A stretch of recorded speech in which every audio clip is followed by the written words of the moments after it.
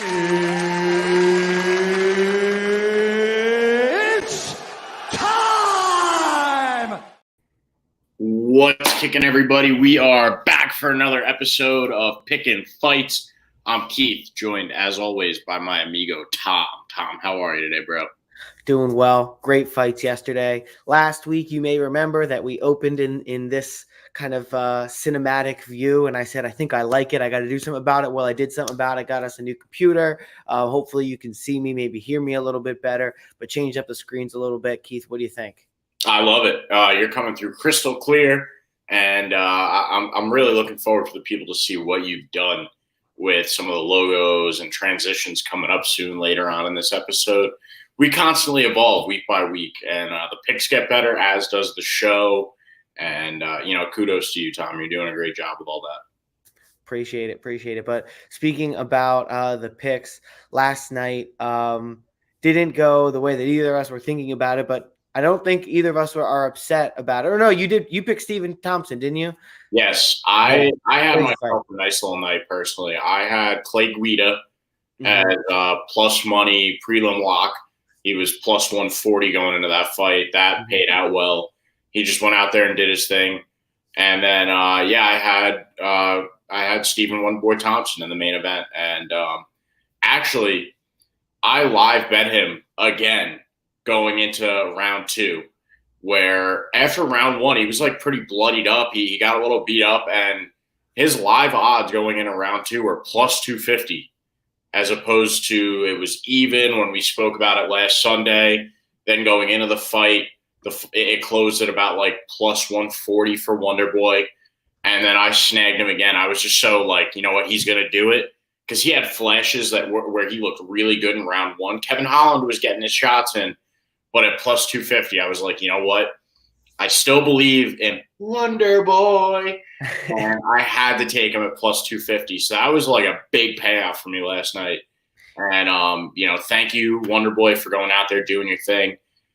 Kevin Holland's camp is coming out there saying that he broke his hand throwing a cross early in that fight in round one. I'm personally in the camp that believes that it was from one of those crazy spinning wheel kicks that, Wonder Boy was throwing last night, and he got caught on the hand, trying to block one of those because Holland was blocking a lot of those shots. I think that's actually where he broke his hand. What do you think? Do you think it was the cross that he threw, or do you think it was a block? I mean, I don't know if it really matters. And you could tell. I don't think, when Kevin Holland said at one point, I think he said he broke it in like the first or the second. I don't really buy that. I think it was broken right around the end or the middle of the third. You could see him go back, whisper something to his corner, and they said, all right, we're going to take him down, even if what you say is true, which I think they were just trying to be a little bit cheeky to the fact that they didn't want anyone on the broadcast to potentially know that his right hand was messed up. So I believe him that his right hand was absolutely broken. And you could see that affected the way he fought in the fourth round. He was sitting back. His right hand wasn't moving. He had it at his side. He was trying to sometimes swat with the left, but he was operating without a main part of his game. So, I don't mind throwing the towel in there, seeing the way he was, seeing the way that Stephen Thompson was picking up speed and momentum and, was now able to open up his game after first initially landing some of the head kicks on the hand. And maybe that's what, started to mess with it to begin with. And then maybe it was finally throwing a shot, it's probably more likely not one or the other. It's probably a combination of all of the different things. Sure. What I can tell you is that I would almost guarantee that it happened sometime in the third round, because you can see a noticeable difference in Kevin Holland and the way he's fighting. But kudos to Stephen Thompson at, 39 years old, almost 40 years old, going out there and still being the faster guy. And Kevin Holland commented on it. I think it was entering the third, saying wow, slow down. And it was, still joking around. So I think the hand was fine at that point, but also he was noticing that wow, all right, he's faster than me. And this is now going to be a 5-rounder. I don't know. Kevin Holland, I don't think has fought 5 rounds at 170. I'm not even sure if he fought. Well, no, he fought 5 rounds at 85, the two decisions, but, hasn't gone 5 rounds at 170. Who knows what the weight cut, is like and how he feels about that. But either way, great performance by Stephen Wonderboy Thompson. I wonder how much he has left in the tank. And I really liked his post-game speech saying listen, I'm here and I want to be in it for the long haul. If you want to put me up against grapplers, I'll fight whoever. But if you want to have fun fights like you just saw, put me against a striker and someone who's going to allow me to go out and have a good time. And he gave all the credit to Kevin Holland about, his part in playing in that great fight. Yeah, definitely an advantageous fight for Stephen Thompson, especially, and this is something that's gotten a little bit of criticism online. Kevin Holland letting Stephen Thompson get back up in moments when he clearly could have grappled, and just laid on top of Stephen Thompson, but that's not Kevin Holland's game. Maybe next time around he'll use those spots, and maintain position right there. But weird feelings about that, right? Thank you to Kevin Holland. You gave the fans a great fight. Kept it standing, kept it entertaining, even when he didn't have to. But then on the flip side, another weird thing that I didn't really like about Kevin Holland was he got caught with two really great liver kicks out of the southpaw stance from Stephen Thompson. Came out of nowhere, snuck him right in after throwing a couple of head kicks. And you could see that those really damaged Kevin Holland. Then they were up against the fence. They clinched for a little bit. And Kevin Holland, it looked like the fight was over. It looked like Dan Miragliotta stopped it. I got out of my chair. I was jumping like a madman. And then it turned out that it was because of an alleged low blow. So, that was a bit strange. It's all right, Kevin Holland, you clearly just got pieced up to the body. More body shots landed. The low blow didn't really, I don't know. I'll have to go back and watch that moment in particular. But it was more on the waistline. It could have grazed his cup for sure, and landed ultimately on the waistline. But it could have caught him. It was definitely borderline for sure. Hard to say. Yeah. I don't know. I mean, if you get hit in the nuts, you get hit in the nuts. Take your time, dude. Every guy knows that that's excruciatingly painful. But I think that was definitely a moment where Kevin Holland needed a rest, and because he got pieced up to the body, and I think the third or the fourth over there. And then in the fourth with Kevin Holland hurt, just Stephen Thompson just playing with him up against the fence. That was so impressive. Just doing whatever he wanted to. Yeah, sure, he's hurt and his hand is broken, but it was nice to see the old guy going out there, still looking very youthful and having a good time with it. Kevin Holland got his verbal jabs in there, and you could see Stephen Thompson just smiling the whole way and, saying a few things back. I wish they were mic'd up the way that they do with NFL and MLB, where you could really hear them. There were a few moments you could hear those guys in the first. It's the benefit of the Apex, right? Yeah, that's true. But I think this was a fight that deserved to be in that bigger octagon in front of the live crowd. There were a few funny moments you could hear, though. One that sticks with me was in the first round. Kevin Holland is clinching with Stephen Thompson against the cage. Stephen Thompson's grabbing him. He's got those underhooks locked in, and Kevin Holland is all right, you could let go of me. I'm not going to fight you here. Let's back. I'm not taking you down. No worries. Yeah, he's you could let go. And so that was cool. I wish we could have heard a little bit more of that, but that fight definitely deserved to be in front of a full crowd. I think they said there was 20,000 people in the building. It looked like it was loud. Yeah, it definitely sounded loud. There were lots of oohs, ahs, and especially when those guys got close. I mean, the gasps from the crowd, were those are cool. That was a fight that deserved to be there. Another fight that deserved to be there too, talking about crowd noise, was Sergey Pavlovich and Tai Tuivasa. And we've been saying it for a while. This man, Sergey Pavlovich, is a problem in the heavyweight division. What a dog. I mean, he got in there. Tai totally whiffed on a little, leg kick that was followed up by a really sloppy, hook. And Sergey Pavlovich just kind of looks at him okay. And then just goes to work and just starts beating the ever-living shit out of Tai Tuivasa. That was bananas. And then Michael Chiesa was talking about it on the post-show, and I totally agree with this take, that this is the new evolution of heavyweight, and we're kind of seeing guys like Tai Tuivasa get phased out before our very eyes, right? You really can't be just that big-bellied guy that throws wildly. You have to be a guy that looks like he could play professional football or, be in the WWE or maybe even be a bodybuilder. We're starting to really see the emergence of a lot of, 6'2", 6'3" plus guys, ripped, six packs, shredded muscle and lean, but weighing in at like those 230s, 240s. So Sergey Pavlovich is going to be an absolute problem, and it sucks to see a guy that you like in Tai Tuivasa go down, but this is the game. What do you think of that fight?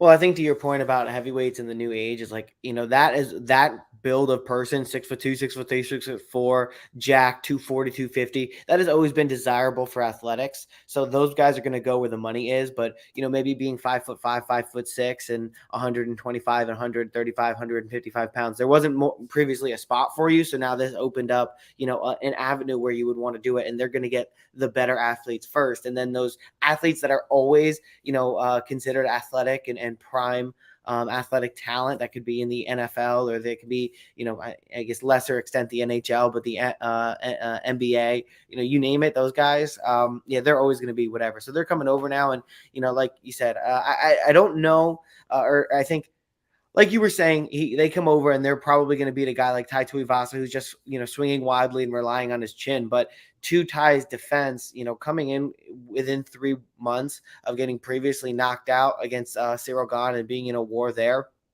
I think it's too quick a turnaround for a guy who's going to rely on his chin as a main weapon of defense. A lot of guys will, get out of the way of punches. Tai Tuivasa will take one on the chin and then throw one back. And against a guy like Sergey Pavlovich, who doesn't have chin issues, been laid off a little bit longer, a little bit healthier in that regard, and then throws absolute bombs, and is that athletic build, it's a bad recipe. And we've been screaming it from the rooftops, as soon as that fight got announced. But, we're talking about good performances, and I don't want to talk about it too much because this is a UFC 282 video, not a UFC Orlando video, but absolutely worth talking about that amazing card last night. Eric Anders went out there, powerful performance, accurate, strong, landing on Kyle Daukaus, giving Kyle Daukaus really no area to go. And then you have Roman Dolidze, who finished on the ground Jack Hermanson in what was almost a submission maneuver with the calf slicer while, beating him up from back mount. Absolute phenomenal performance. And what it looked like he was, in his area that you would think that he would dominate more than the stand-up control. He was losing to Jack Hermanson. So he was able to pull that one out. Amazing performance by him. And, RDA also just absolutely, for some people, I was kind of thinking, I know I picked RDA, but as we were leading up to the fight, I was starting to get this creeping suspicion that Brian Barberena, he's been a legend killer. It's up at 170. RDA hasn't fought at 170 traditionally. That, hey, maybe something crazy is going to happen. Maybe people are underestimating Barberena. Rafael Dos Anjos was like minus 400, minus 500. So I'm like, hey, this is prime, makings for an upset here. And RDA went out there, left little to the imagination, went out and absolutely dominated Brian Barberena. So what an amazing card last night. Yeah, that was so sick. I was really happy with that one. Lots of high points, lots of really great moments from last night. Hopefully we get some this weekend, and I don't see why not, because this card is absolutely stacked. Before we jump into it, just want to ask the people at home to please like, comment, and subscribe. If you're here watching us live, also jump into the chat with us. We'll definitely respond. We like talking to you guys. Give us a follow over on Twitter and Instagram @_pickinwinners. That's where you get updates as to when we're going live. Maybe if we give a live update as to who we're taking in a fight, if we switch a pick, that's where we'll post it up. Also, you can get the rest of our content there too, like from Pickin' Winners. We've got Pickin' Six going live every week right now with their football picks. Those guys have been on an absolute heater. Connor and Tyler, they've been killing it over there.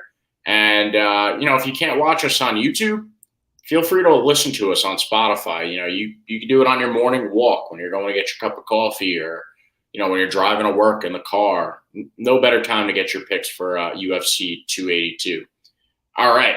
With all that being said, let's jump into our Prelim Notables.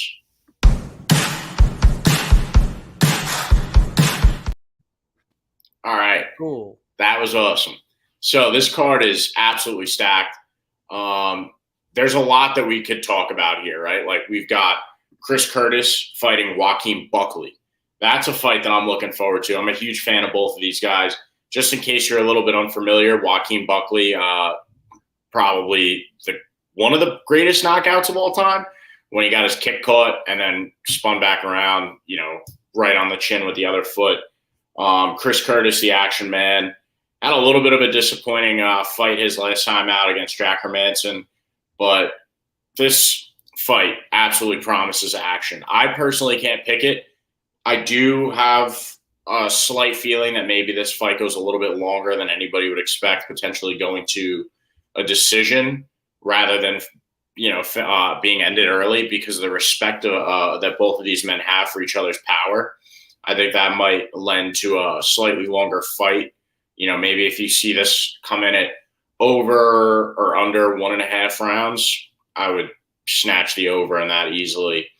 But both of these men could put the other guy out. So, but it's going to be a great fight. Both of them respect each other's power. It's going to be such a sick matchup. Do you have a pick for this one, or are you just excited to watch it like I am?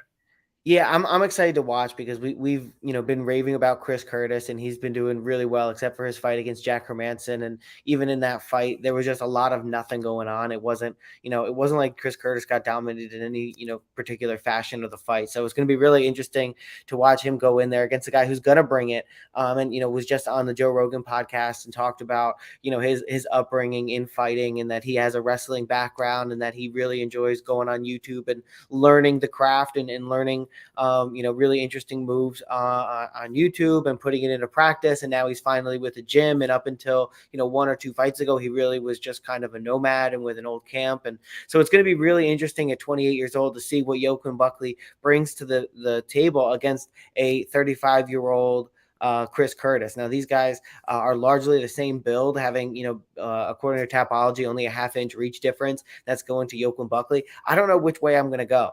Because it's just so largely unknown. You're going to expect Chris Curtis to bounce back in what's more of a traditional stand-up boxing style, with not too heavy on the kicking aspect of it. Really strong grappling game and ability to keep it standing if he needs to. And then Joaquin Buckley is going to have the wrestling. Is he going to be able to take Chris Curtis down? Is he going to go there? He's going to be not the longer guy. So he does have those interesting kicks. It's going to be really, really interesting. I'm excited to watch it. If I had to pick, I might lean towards Chris Curtis just because he's going to be a little bit fresher. He's Joaquin Buckley's coming off of that Nasruddin Imavov loss by decision just 2 months ago. So for that reason, I think that's going to be the tiebreaker for me. I'm going to go with Chris Curtis, but it is a very, very close fight here, and I'm really excited to watch it. Yeah, I would definitely have to lean Chris Curtis as well. He's got really good takedown defense. We've seen that a few times since he was signed by the UFC. He knows he reads takedowns really well and just sprawls and gets his hips out of the way very, very quickly. So I'm a huge Chris Curtis fan. I'm a huge fan of Buckley as well. And you want to talk about Buckley being a nomad. He did just have Dale from Detroit Urban Survival Training in his corner not even 2 fights ago, right? I hope that Dale makes his return because I think Buckley actually won that fight too. I do remember, that he was in the corner and the fighter did end up winning. So, yeah. I mean, hey, if it ain't broke, don't fix it. Yeah, bring him back. Yeah, that guy Dale is a character. We haven't really seen him. He's kind of faded into obscurity again, but a little bit. Maybe he'll make a new career as opposed to urban survival training. Then he'll become a mixed martial artist coach. I mean, I don't know if that's serious or not, but I mean, if it's like what do you call it? Steven Seagal. No, well, yes, I didn't even think about that, but yes. But if that's him just kind of being if he's joking around and making a mockery of that, I think he's doing a good job. I think that's funny. You know what I mean? If it's I can't even pull the word out. I feel like it's on the tip of my tongue. Satire? Yes, if it's satire, if it's sarcastic, I think that's really funny. If it's serious, then maybe that's a little bit questionable, but really interesting. Speaking of interesting, OSP is going to be on this card. Raul Rosas Jr., the 18-year-old, is going to be on this card, and you got the return of Billy Quarantillo. Those are all really, really good fights. Which one of those are you most looking forward to? Probably Raul Rosas. Highly touted prospect coming onto the scene at 18 years old, youngest fighter on the roster now. That's an exciting one. And then I'm a big Billy Q fan. Not confident enough to pick him, but I do like some Billy Quarantillo every now and then, and I'm excited to see him come back. It's been a while, so all those fights, I'm looking forward to all of them. How about you? Which one are you most looking forward to? Yeah, I'm a big Billy Q guy, especially coming off of that fight with Shane Burgos. That was a really, really difficult fight, really interesting fight because Shane is gonna enjoy standing up and boxing, using a little bit of the legs and negating your ground game, but he's got it if it goes there. And that's where Billy Q really shines is, on the ground and his control, especially his back take. So, having that fight with Shane Burgos, it shows the level of competition that Billy Quarantillo can compete with. So that was a really good fight. He's starting to get up there a little bit in age. Billy the Kid, Billy Q, but now he's 34 years old, almost like that Wonder Boy quality. It's weird to think that he's only 5 years younger than Wonder Boy Thompson. All right, that's not fair. He's 34 in 2 days. Wonder Boy's going to be 40 in February, so not fair. Closer to 6 years, but either way, he's taking on Alexander Hernandez, the Great Ape.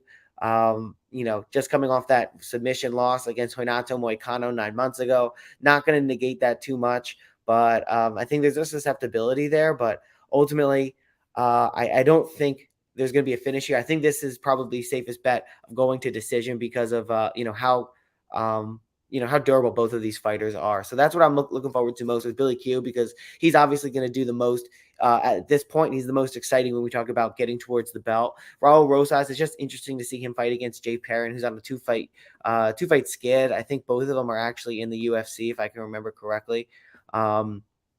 Yeah, both of them. Mario Batista lost a unanimous decision, and Richie Lang lost a tight unanimous decision. Don't overlook Jay Perrin here, but just interesting to see what Raul Rosas is going to look like. 5 of his fights, you're against an 0-2 Andreas Pocatorente, 2-0 Jose Guadalupe Penzola, 1-0 Francisco Villanueva, 0-0 Joel Pena, and then even the guy he beat, Mandel Gutierrez, 7-1, I think was also like about 24, 25 years old. So still on the younger side too. So interested to see what he's going to do against a 29-year-old Jay Perrin, who's been in the UFC for 2 fights. This will be his 3rd.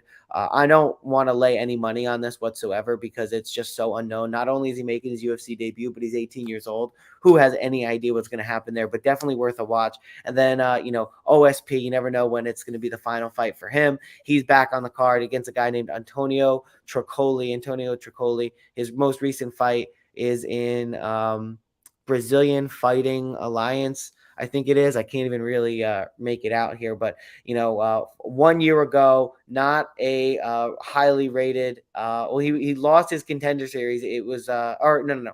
He won by decision, but it ended up going to what do you call it? Ended up being overturned to a no decision. That was 3 years ago. And then last year, he fought on a regional promotion, got the win by submission. Haven't heard from him since. And now he finds himself fighting OSP. OSP kind of on a skid himself. Just got that bounce back against Shogun Rua split decision.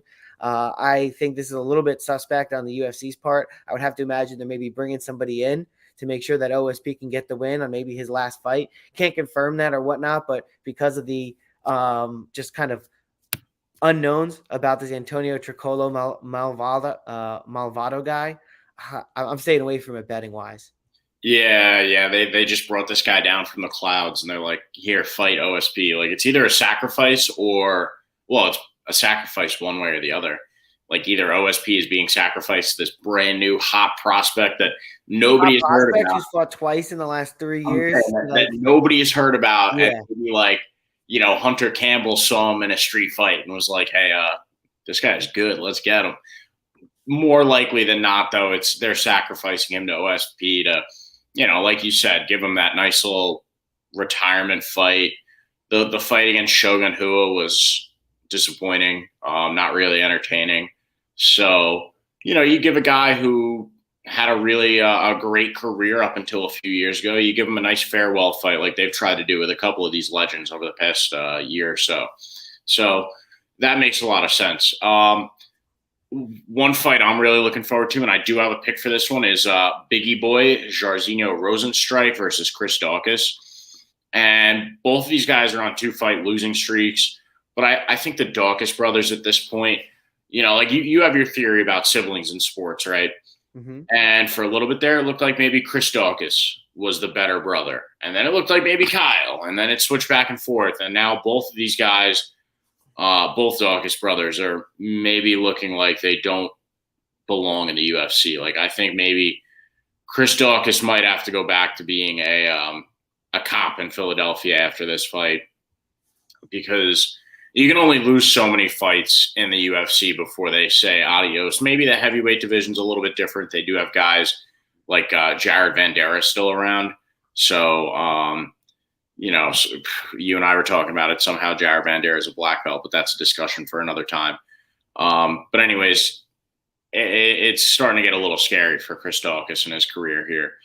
So maybe he doesn't belong in the UFC, and that'll be determined really tomorrow, because Rosenstrike seemed to be like that kind of guy for a little bit there, where you could rely on him to go 1 loss, 1 win, 1 loss, 1 win for his past maybe 6 or 7 fights. Now he's on a 2-fight skid. I think he's going to bounce back with another W this week. I think he's just a far superior kickboxer than Chris Daukaus. Chris Daukaus isn't really the grappler the way that his brother is. He prefers to keep things standing. Jairzinho Rozenstruik is much better at throwing things from range than Chris Daukaus is. And then when he chooses to, he can close the distance really well against Chris Daukaus, and land a couple shots in tight. I think all of Jairzinho Rozenstruik's UFC victories have come by way of knockout. And Chris Daukaus, I believe his last 2 losses have been by knockout. Yep, they have been. So that chin's starting to get a little shattered. Time after time, you keep taking those shots there. As we know, it just becomes easier and easier to knock you out. So I expect Jairzinho Rozenstruik, play his game a little bit from distance, throw a couple of those front kicks to the body, and then, just get in there real close, real tight, very fast, and land a couple good shots on the chin of Chris Daukaus and potentially put him to sleep. What do you got for that one? You like that one? Yeah, I'm right there with you. I think Jairzinho Rozenstruik is in a fight here where he's going to have the reach advantage.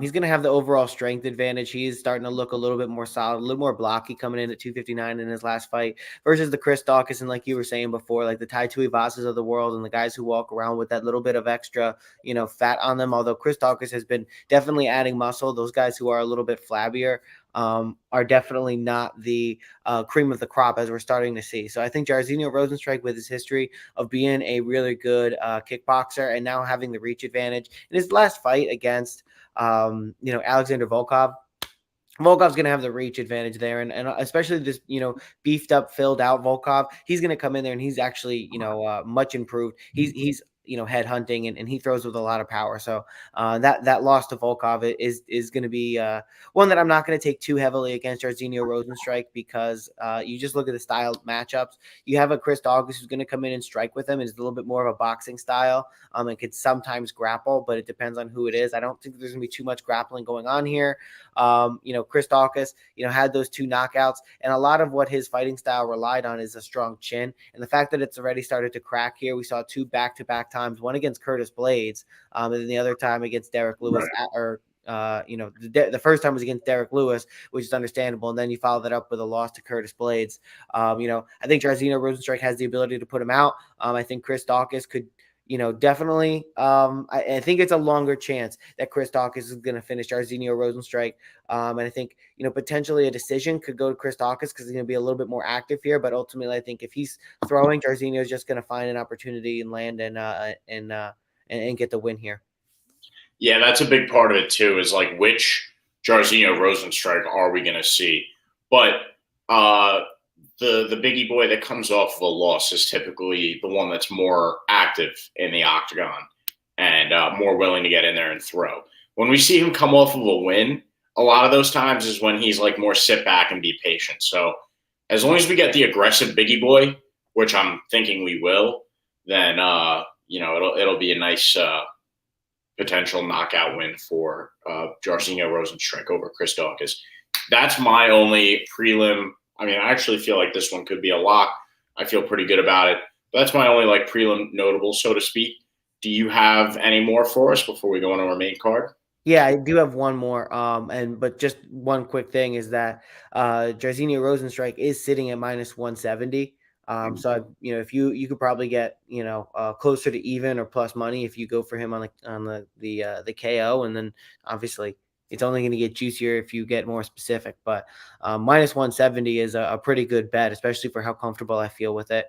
Edmund Shabazian is taking on Dalcha Liangambula, and I just like Edmund Shabazian a lot better in this fight. He's 25 years old, so he is constantly improving, but his last 3 fights, he's on a 3-fight skid for about 2 years now. He had the loss to Derek Brunson, which exposed his ground game that is not quite up to par. And then Jack Hermanson, again, similar thing. And then Nasruddin Imavov gave him those, TKO elbows from the crucifix. I think Edmund Shabazian was just thrown into the fire a little bit premature.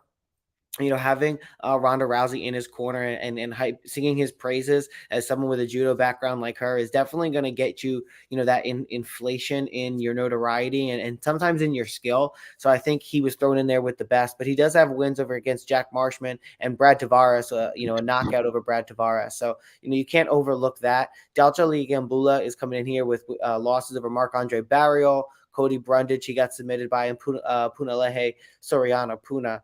He was knocked out just 4 months ago. I think ultimately, because Dalcha Liangambula is not going to have that big of a reach advantage here, he's only going to have a 2-inch reach advantage. He is only standing 5'8", and Edmund is 6'2". I just don't think that we've seen, outside of Nasruddin Imavov's crucifix elbows, a real chin issue for Edmund Shabazian, and that was a year ago. He's 25 years old. He knows what he has to work on in order to achieve what he wants to achieve in the sport. In a striking game, I don't think Dalcha Liangambula is going to be much of one to take him down. I think Edmund Shabazian is going to have the reach, or he's not going to have the reach advantage, but I think he's going to be a little bit more technical. I think he's going to be a little bit more powerful, and I think he has a lot more of an opportunity to put his skills on display here. And I think he actually knocks out Dalcha Liangambula. Like I said, he was knocked out by Punale Soriano not too long ago. And, the submission finished by Cody Brundage after getting hurt badly in that fight. I like Edmund Shabazian to go out there and right the track here. So that's another one for me as far as, again, I don't know if any of these I would call locks. Even Edmund Shabazian sitting here is minus 295, so fairly solid, fairly strong favorite. But, anything can happen in the UFC. So, yeah, I like the pick, though. That's a solid pick. All right, so main card. You ready? All right. Those are cool, man. So our main card opens with Ilia Topuria and Bryce Mitchell. Both of these guys coming in undefeated professionally. Topuria 12-0, Bryce Mitchell at 15-0. Yeah, 15. Mm-hmm. All right. I could read. That's good. So one of these guys is going to have to leave here with a loss on Saturday. This is a tough one. I have my notes written up for this fight, and now that I'm thinking about it live on the show, it's like, do I really want to go with who I was going to go with? But I'm going to do it, and I'm going to take Ilia Topuria against Bryce Mitchell. Tom's not on camera. He just leaned back real hard. I don't know if he's going with Bryce Mitchell, but I don't know. I mean, Vegas, I think, sees something out of Ilia Topuria. He's, I believe, a minus 170 favorite. He's got really good takedown defense. And so, for example, we saw what he did against Ryan Hall, right? And Ryan Hall sure was hurt, got hurt a little bit into that fight and had to rely on the Iminari roll as his only way to try and get Ilia Topuria to the ground. But before that, fought really well against Ryan Hall. And I'm also not sure if Bryce Mitchell can stand with Ilia Topuria. Ilia Topuria has really good hands, really strong hands. You look back on his last fight against Jai Herbert, knocked Jai Herbert out with, a nice right hook after going a couple of shots to the head, down to the body, back up to the head. He was dropped by Jai Herbert, and so that does worry me a little bit. There was a nice head kick that Jai Herbert snuck in there in the last fight. And, I don't know if Bryce Mitchell has it like that on his feet, though. He doesn't necessarily have to if he can just get on top of Ilia Topuria and do what he did against, guys like Edson Barboza. But Ilia Topuria, he has really good fight IQ. He has great top control.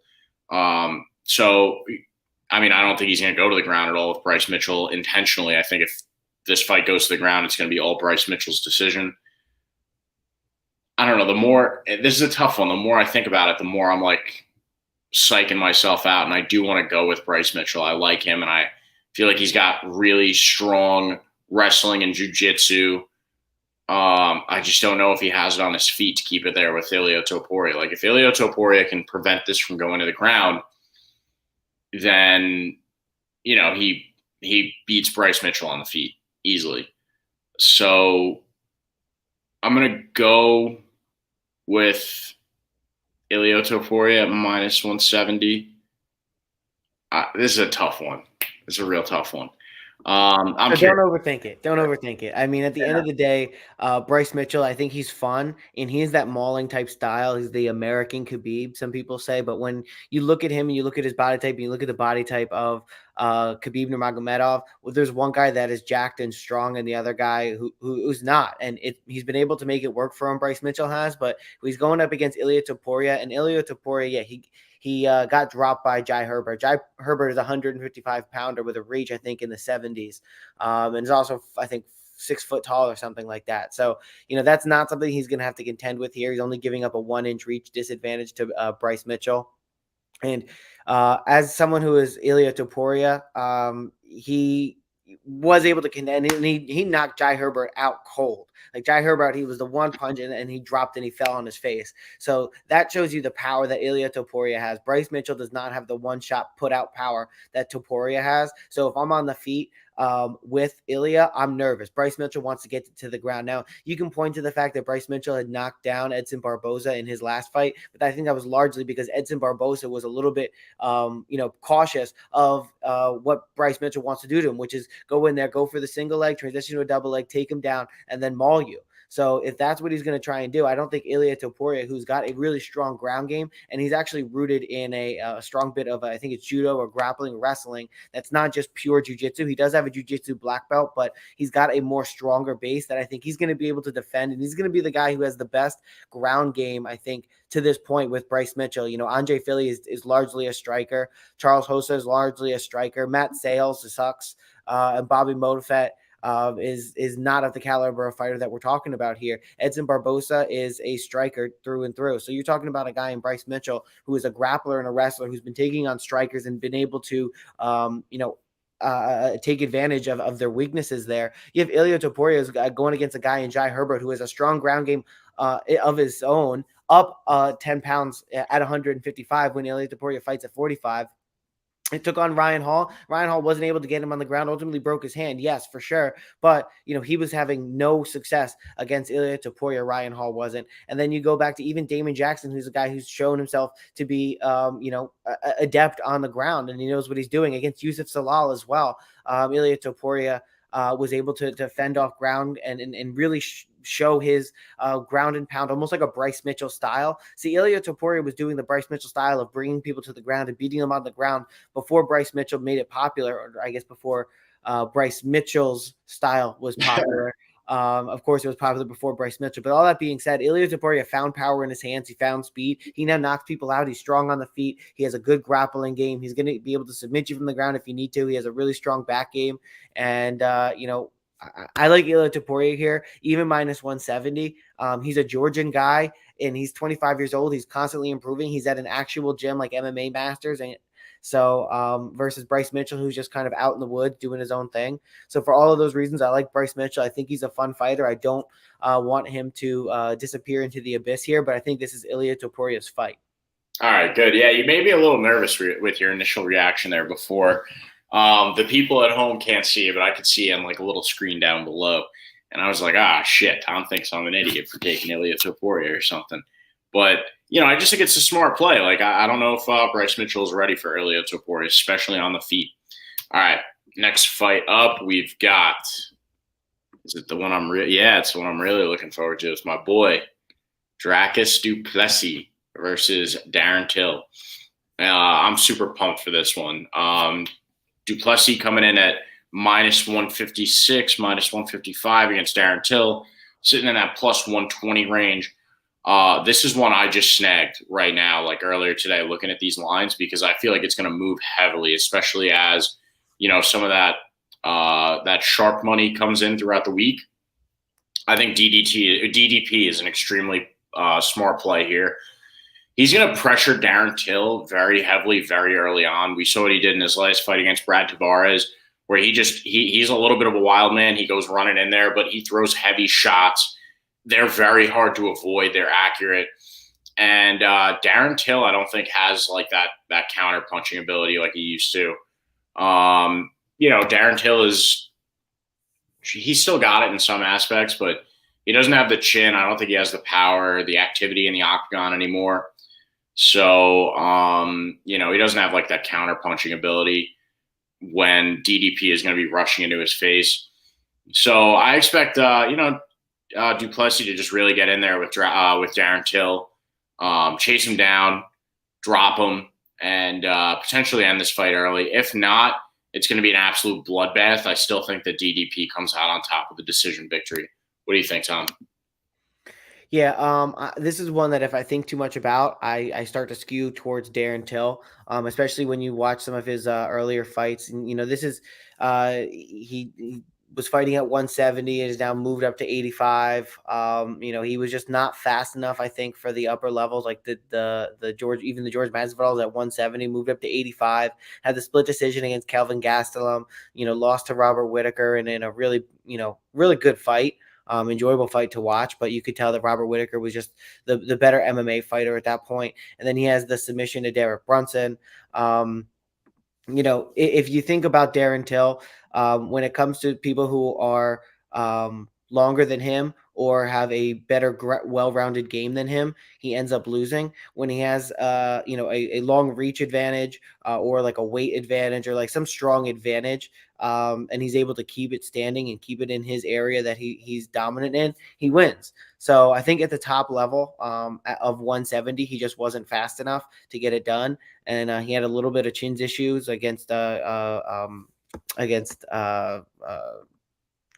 Masvidal. I don't know why I couldn't pull his name out against George Masvidal. And then, he was able to have the reach advantage at 85 against, I have a terrible memory right now, against Kelvin Gastelum.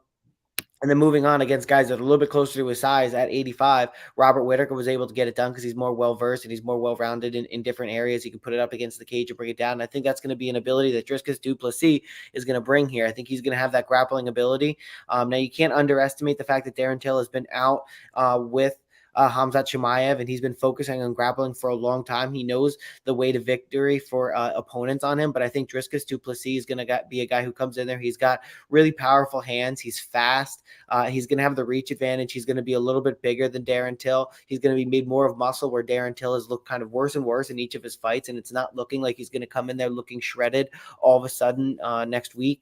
So for all of those reasons, I'm going with Dricus du Plessis. I think he's the safer pick here. I think he's shown less troublesome, areas of the game. He's had a really good chin up until this point. He's got the ground game if he needs to go to it. That fight against Brad Tavares showed that he was good in a lot of different areas, and Brad Tavares is a stronger opponent, I think, at this point than Darren Till at 185 pounds. So if he gets it done against the type of opponent in Brad Tavares, I think he'll get it done against Darren Till, and I don't want to think too much more about it.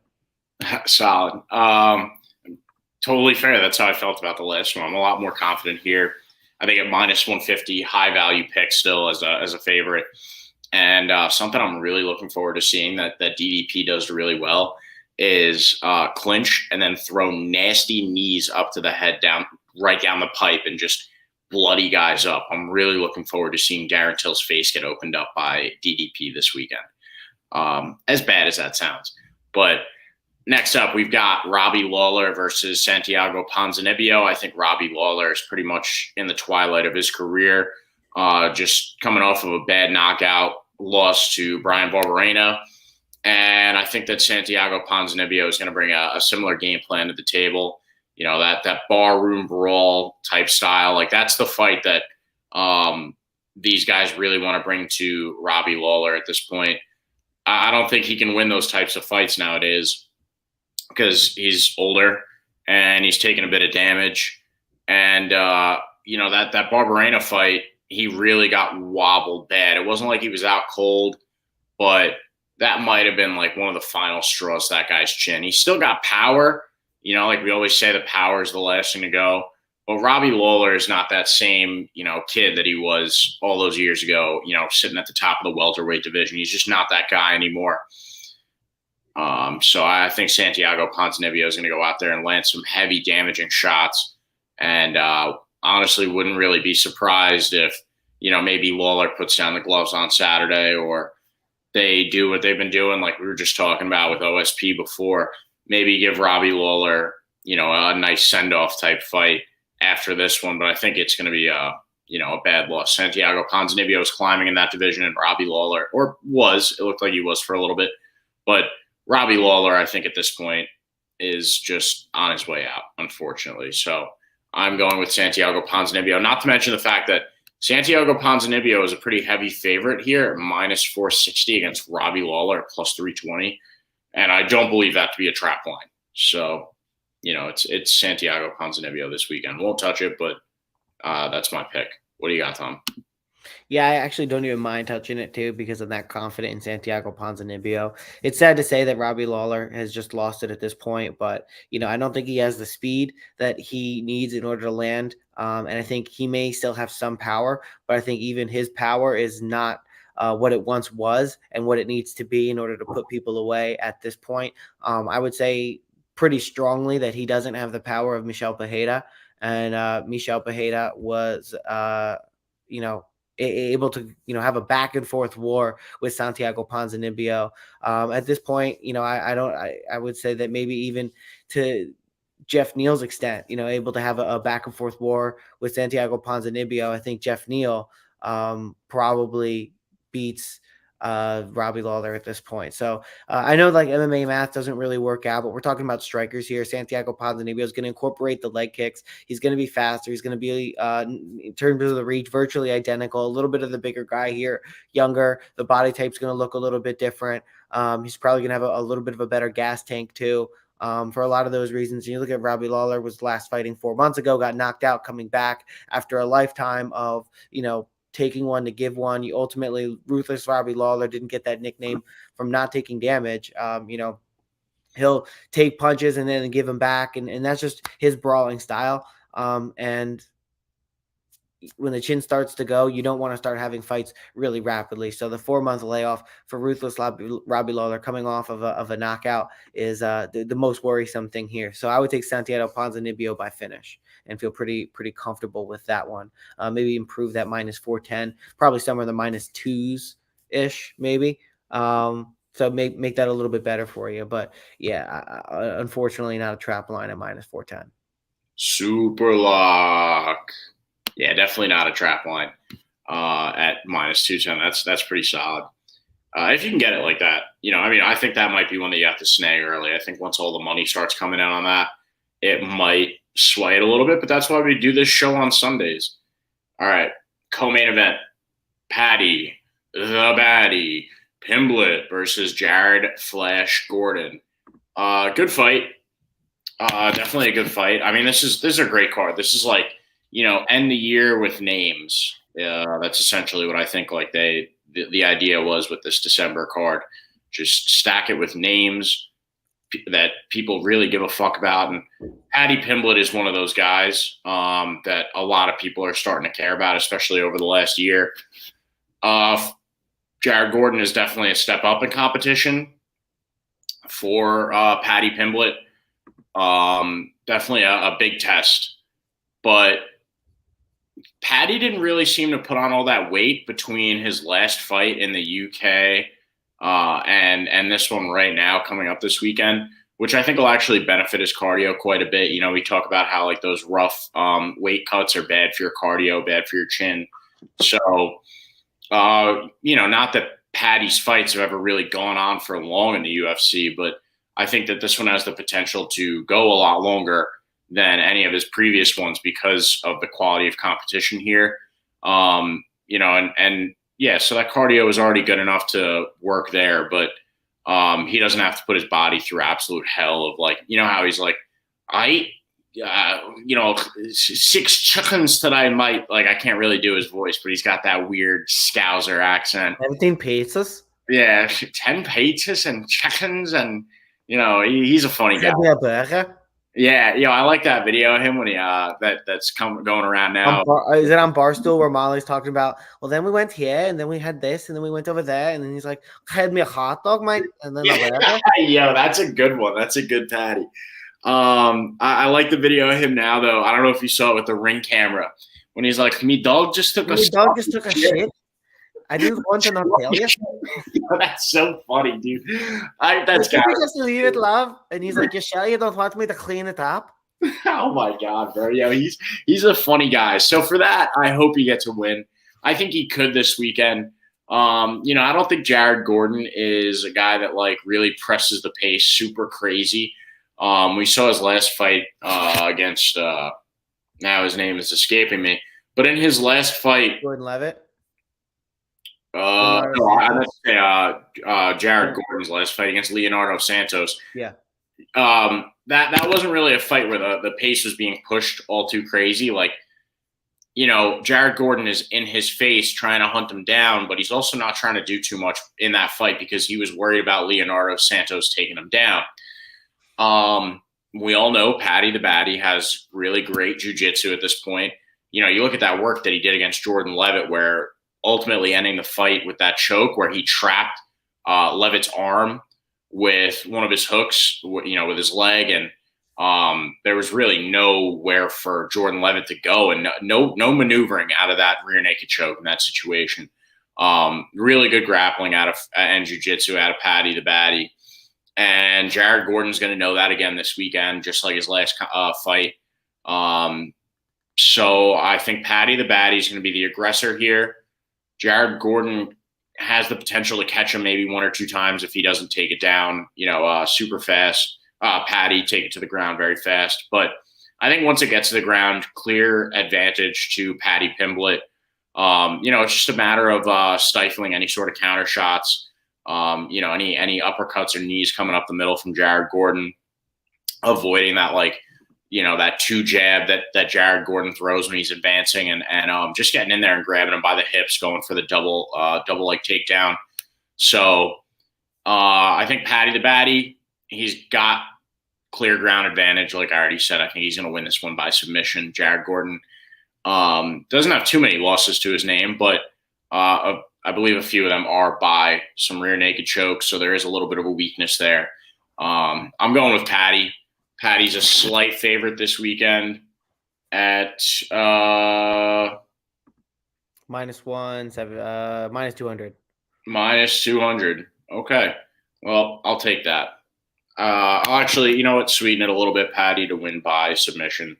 But this could go the distance. Jared Gordon's solid competition, but I really think Paddy the Baddy's going to go in there, take him down, lock something up. What do you got, Tom?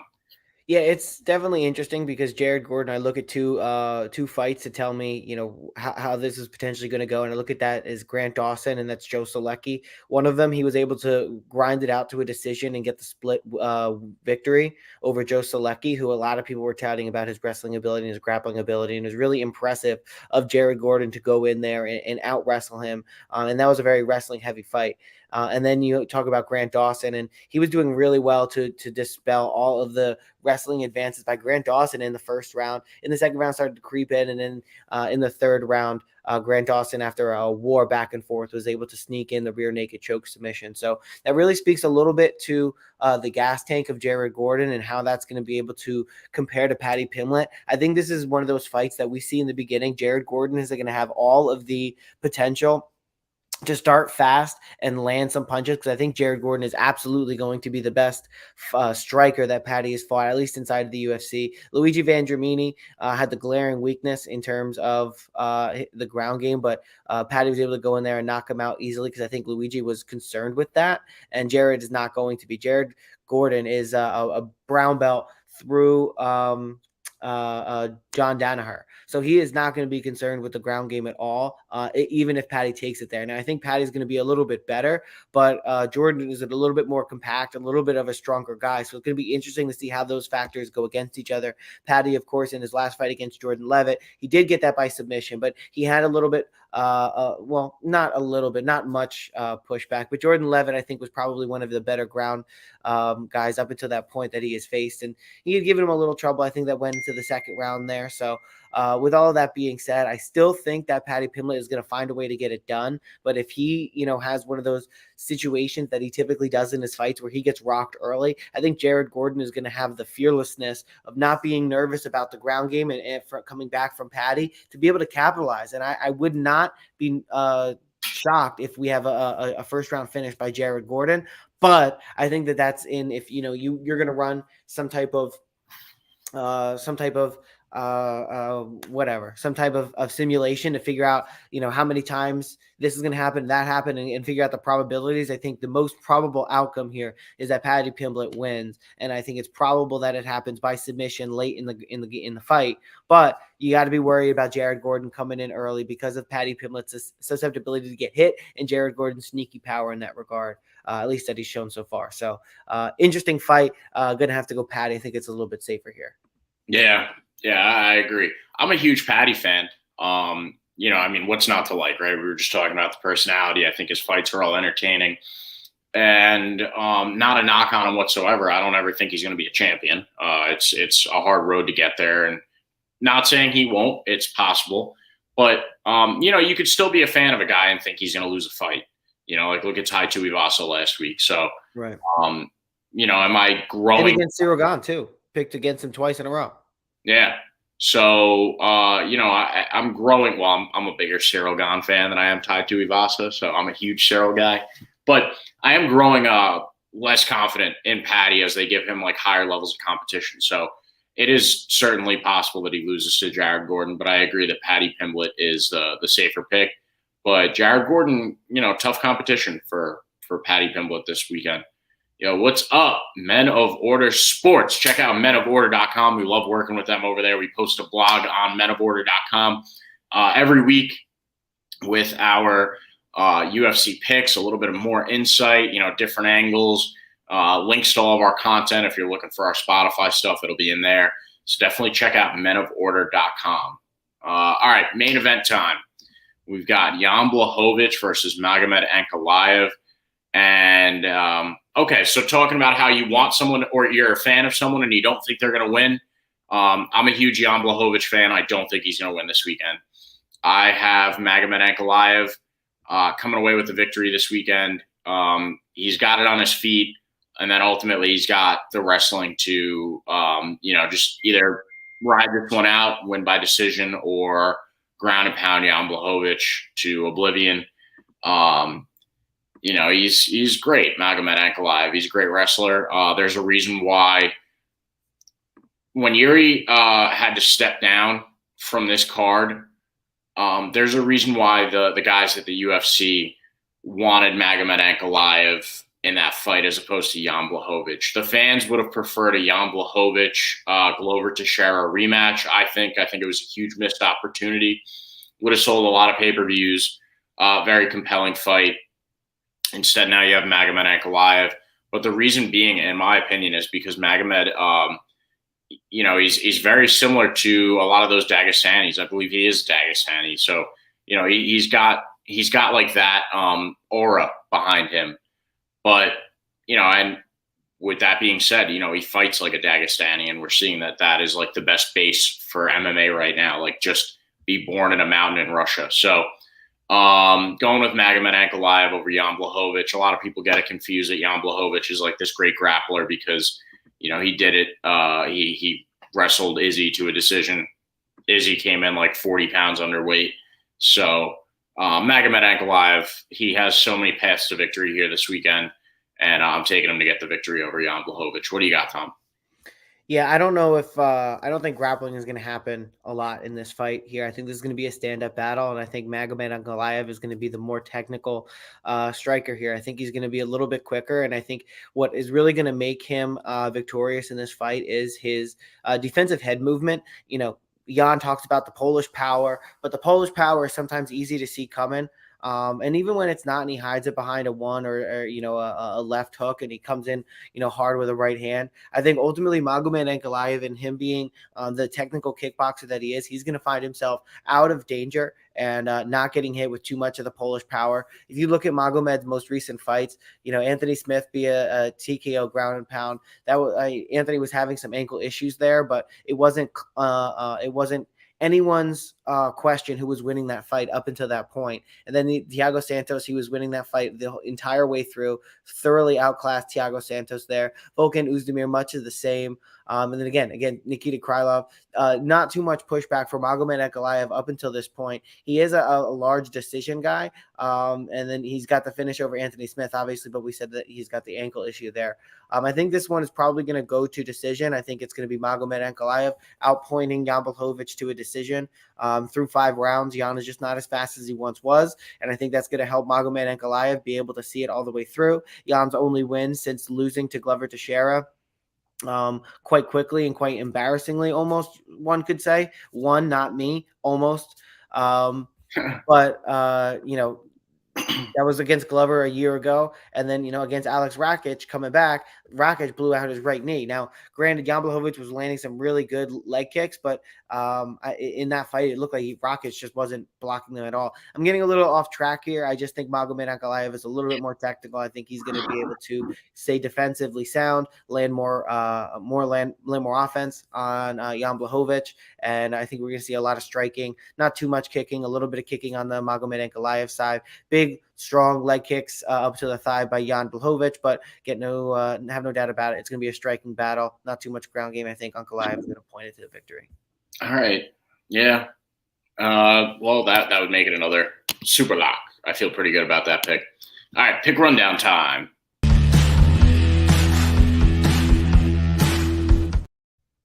All right, big dog. I got Jairzinho Rosenstrike beating Chris Daukaus for my prelim notable lock, so to speak.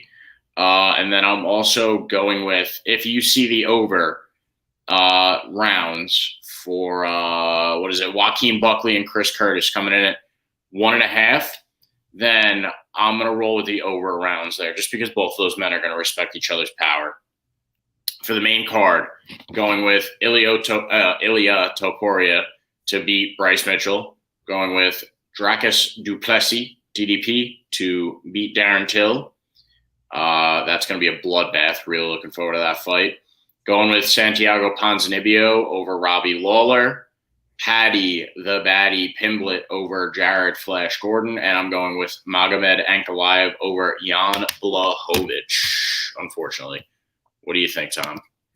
I am going with, on the main card, I think OSP is going to get it done over his newcomer, but that's a bit of a gamble if you're betting on that one. Going up the card, I think Chris Curtis is going to get it done in a decision against Joaquin Buckley. That one is also going to be a good fight that I'm interested to watch. I don't feel super duper confident on it. I do feel pretty confident in Jairzinho Rosenstrike getting the win over Chris Daukaus. That one's probably going to end in a finish, I think. And I also think Billy Q is going to get it done via decision over Alexander Hernandez, but I would probably take that one fight goes the distance as a little bit of a safer bet. And then Edmund Shabazian, I think, is going to get it done and get off of the slide here against Dalcha Lungiambula. Going on to the main card, I think Ilia Topuria is going to get it done against Bryce Mitchell. I don't think it's going to be a finish, but I think it might be a finish. Ilia has shown really strong hands as of late. Ilia Topuria is who I'm going to be betting on for that one. I think Dricus du Plessis is going to get it done. Don't think too much about it there until is shown a variety of issues and hasn't had much success up here at 85. I think Santiago Ponzinibbio is going to get it done over a 40-year-old Robbie Lawler, unfortunately. I think Paddy Pimblett is going to get it done. Submission, late round, or a decision over Jared Gordon. But, be careful. This is definitely the hardest fight thus far for Paddy Pimblett, as it should be. And Jared Gordon has a chance, especially early in the fight. And then I think Magomed Ankalaev is going to outpoint Jan Blachowicz to a victory in a decision. Yeah. All right. Well, we've got a lot of super locks this week. So looking forward to this card, hoping to make some money. Definitely like, comment, subscribe. Follow us on Twitter and Instagram. Our Twitters were right below our faces. I'm at Pickin Keith. Tom is at Pickin Fights Tom. And then you've got the whole squad over at _Pickin Winners. And check us out on Spotify. You can look up Pickin Winners. You'll find our full team logo with Peyton Manning over there picking his nose, just like Nate Diaz is. By the way, Nate Diaz released from the UFC finally. So now we have a free agent, potential non-MMA fighter as our logo now. So see what we have to do about that going forward. But anyways, thank you. If you stuck around with us this whole time, really appreciate your support.